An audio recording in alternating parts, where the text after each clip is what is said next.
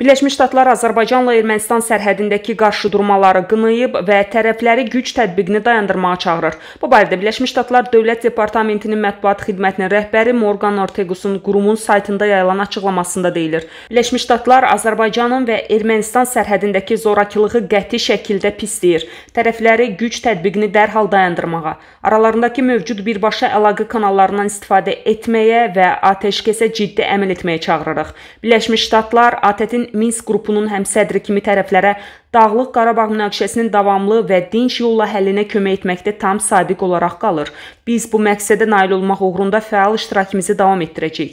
Birləşmiş Ştatlar Minsk qrupu həmsədrlərinin tərəflərə mümkün qədər qısa müddətdə əsaslı danışıqlara başlamaqla bağlı çağırışlarına qoşulur və həmçinin vəziyyət imkan verdikcə ATƏT müşahidəçilərinin bölgəyə cəlb olunmasını vacib hesab edir. Məlumatda belə deyilir.